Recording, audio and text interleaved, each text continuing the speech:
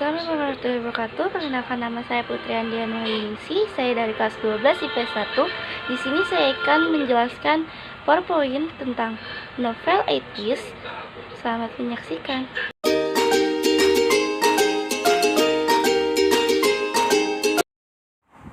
Hipnotis novel Atheist. Kisah ini diawali dengan tokoh aku dan Rusli membantu Kartini berjalan keluar dari kantor Ken Petai.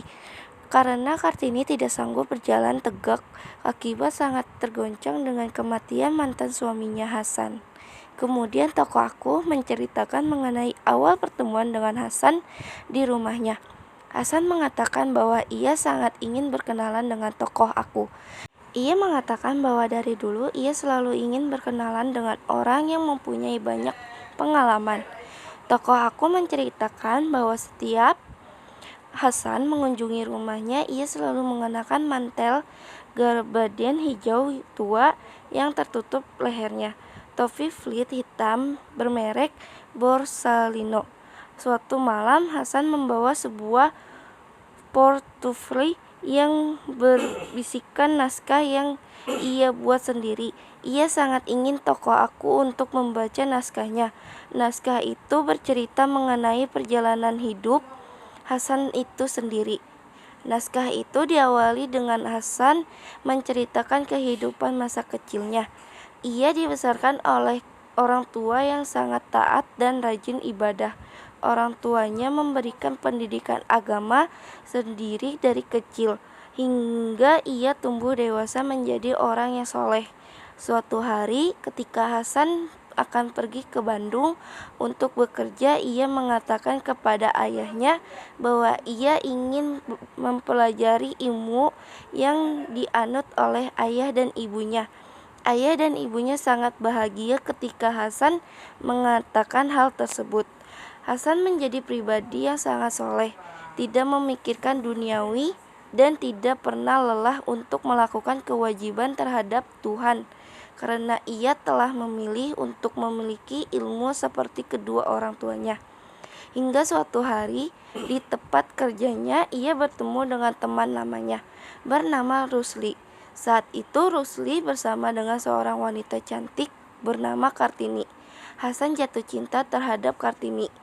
Ia seakan melihat Rukmini, gadis yang sangat dia cintai saat pertama kali bertemu dengan Kartini. Suatu hari Hasan mengunjungi rumah Rusli.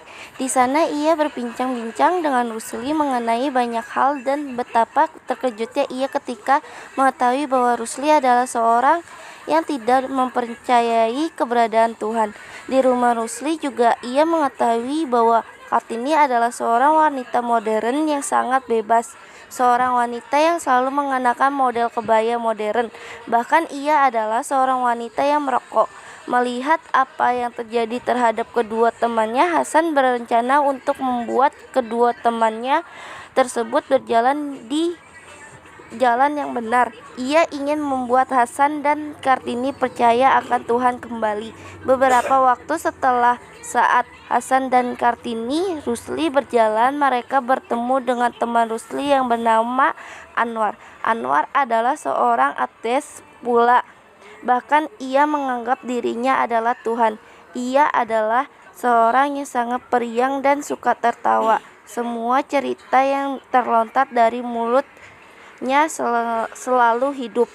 Semakin Hasan mengenal Kartini, Anwar, dan Rusli, ia merasa bahwa apa yang selalu mereka obrolkan sangat menarik. Ia mulai membaca buku-buku yang sering dibaca oleh Rusli. Ia juga mulai berdiskusi mengenai banyak hal dengan Anwar dan Rusli. Bahkan kini Hasan tidak lagi menunaikan kewajibannya terhadap Tuhan karena menganggap bahwa semua itu sia-sia, seperti yang dikatakan Rusli, bahwa Tuhan dan agama ada karena manusia membuat mereka ada. Hasan kini hanya melakukan kegiatan duniawi tanpa peduli akan kewajiban terhadap Tuhannya lagi. Hasan dan Kartini akhirnya menikah. Hasan tidak lagi peduli terhadap keluarganya. Ia tidak ingin menjadi orang yang munafik mengajarkan pura-pura melakukan kewajiban untuk menyembah Tuhan di depan orang tuanya. Ia bahkan bertengkar dengan ayahnya dan mengatakan bahwa ia tidak ingin lagi melakukan semua hal yang sia-sia seperti dilakukan kedua orang tuanya. Kepengarangan novel Ates. Acha Direkanta Miharjat lahir di Cibatu, Garut 6 Maret 1911 dan wafat di Canberra, Australia 8 Juli 2010 pada umur 99 tahun. Pada masa 1945 beliau adalah wartawan dan pegawai Balai Pustaka. Setelah tahun itu dia akrab dan bergaul dengan Chairil Anwar dan kalangan-kalangan orang Republik. Karya-karya Akid umumnya menyoroti tingkah laku manusia dari segi kelemahannya. Ia mengupas kelemahan-kelemahan dasar manusia yang bersifat universal umum.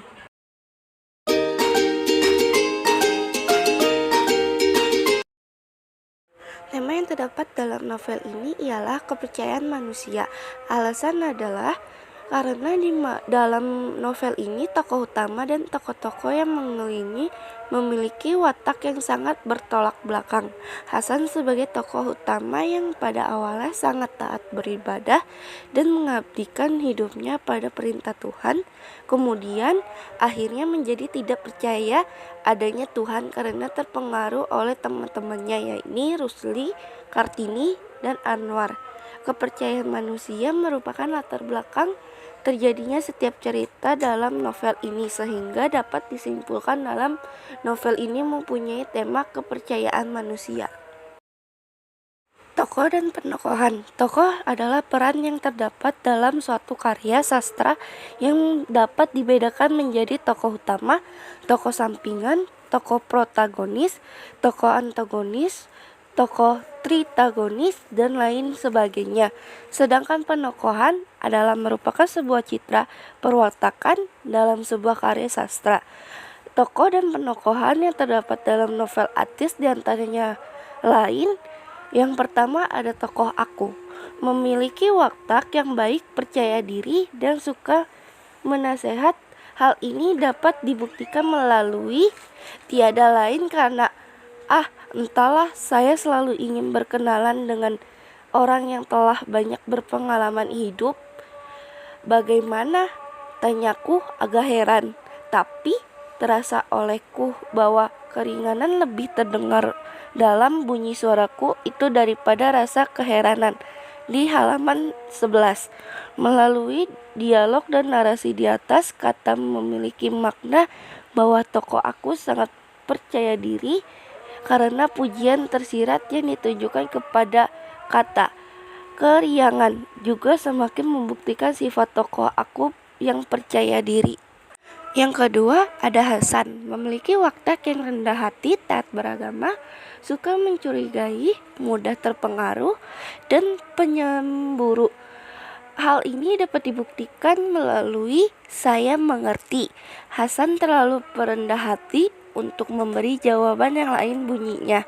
Di halaman 14, melalui narasi di atas tertulis dengan jelas bahwa tokoh Hasan memiliki sifat rendah hati. Yang ketiga ada Kartini, memiliki watak yang sangat mencintai Hasan dan berkehidupan bebas.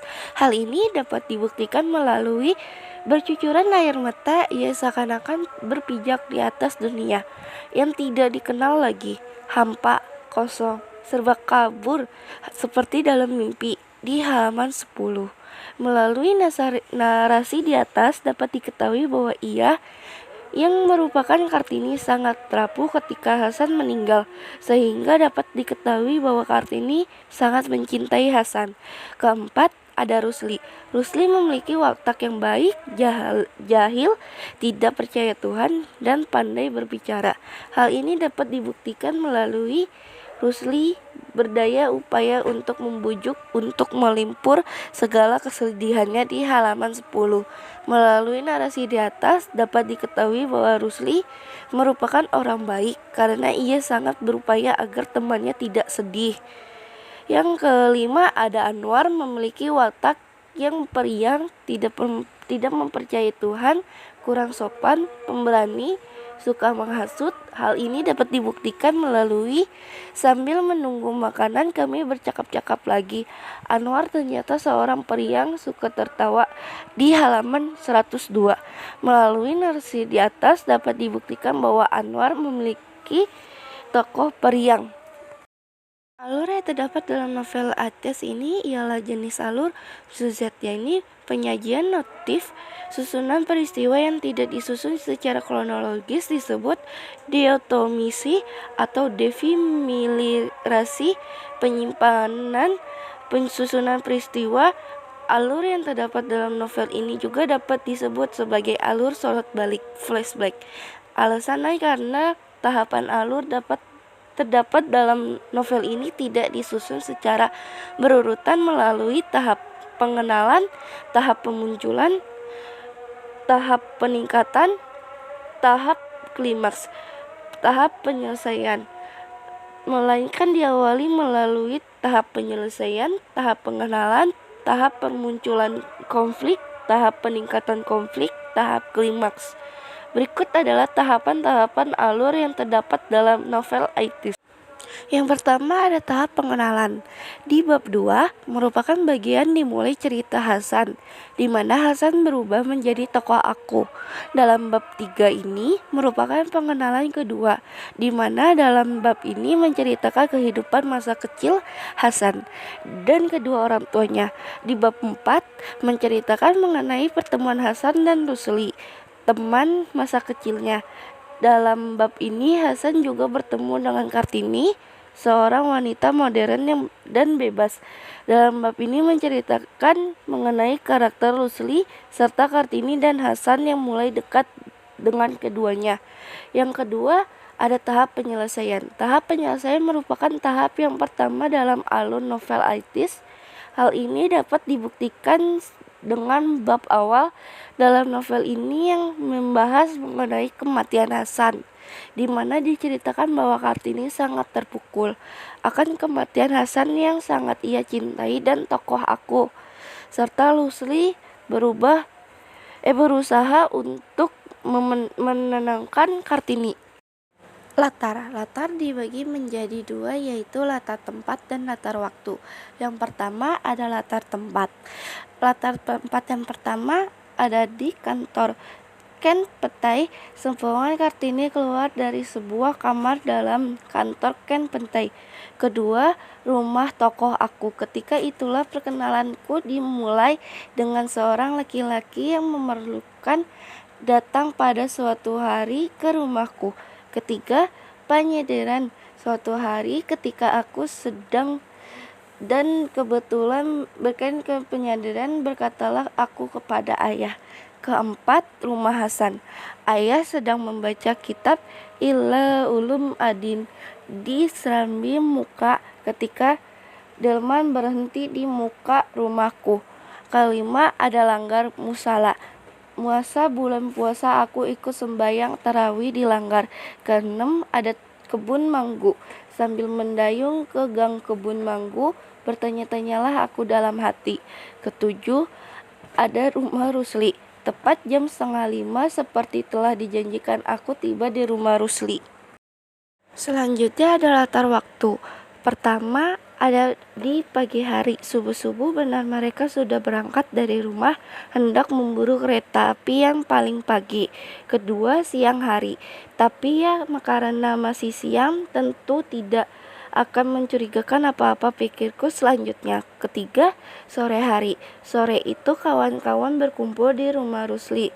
Keempat, malam hari. Malam itu aku merasa kecewa karena sudah masak kudim idamkuan akan berkunjung ke rumah Rusli. Kelima, bulan Februari. Anwar dengan istri pedagang dari Jakarta hendak ke Tasikmalaya tanggal 15 Februari, kamar nomor 8 untuk beberapa malam. Keenam, ada Jumat malam Kamis. Wah, kebetulan sekali, sekarang kan malam Jumat juga. Ketujuh, hari Jumat. Pada hari kedua sepulang berjumat dari masjid. Kedelapan, hari Sabtu. Hari Sabtu kantor-kantor pemerintah hanya bekerja sampai jam 1 siang. Kesembilan, hari Minggu. Mereka membicarakan soal-soal yang bisa menimbulkan perasaan yang kurang senang bagiku atau perbedaan yang mengganggu suasana hari Minggu itu. Selanjutnya ada gaya bahasa. Ajit Diat Karta Mihaja memakai gaya bahasa campuran dalam novel Atees ini.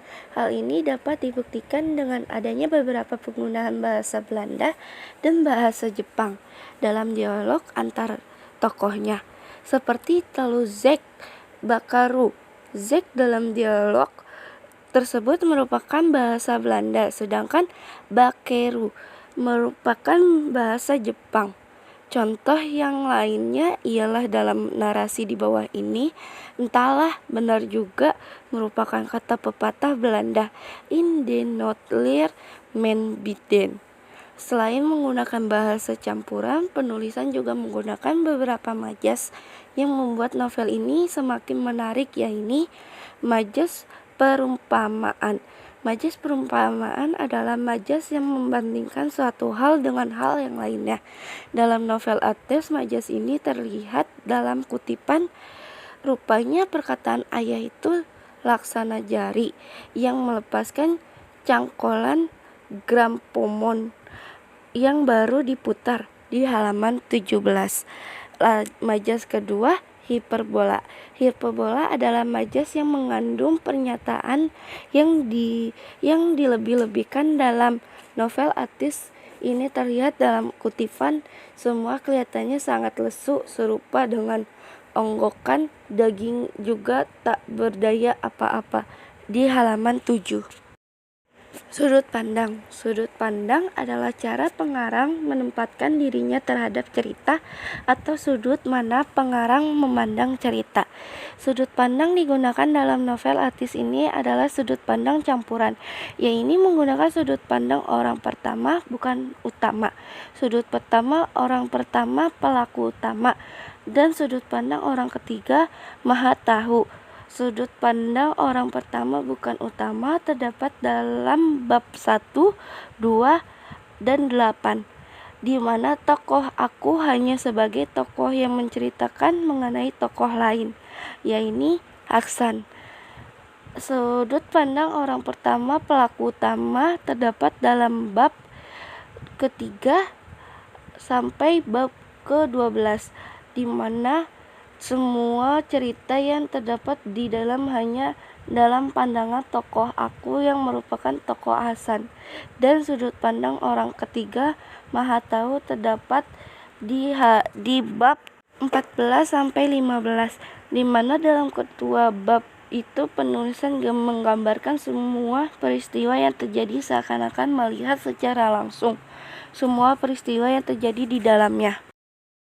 Menurut Kamus Besar Bahasa Indonesia, amanat adalah gagasan yang mensadari karya sastra, yaitu sebuah pesan yang ingin disampaikan pengarang kepada pembaca atau pendengar.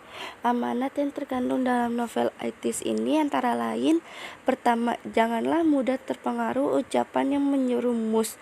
Kedua, jadilah orang yang percaya diri sehingga dapat memilih mana yang baik, mana yang buruk.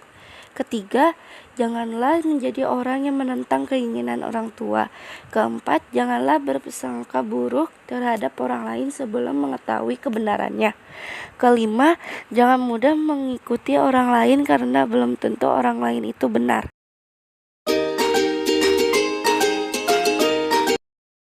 Yang pertama ada nilai agama. Kesatu, penyerahan diri, tunduk dan taat kepada Tuhan.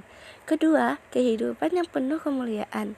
Ketiga, perasaan yang berdosa. Keempat, perasaan takut. Kelima, mengakui kesabaran Tuhan. Lalu, yang kedua, nilai sosial. Yang pertama, menolong. Yang kedua, kasih sayang. Yang ketiga, ada kepedulian. Yang keempat, ada silaturahmi. Sekian penjelasan dari saya. Mohon maaf bila ada kurangnya. Assalamualaikum warahmatullahi wabarakatuh.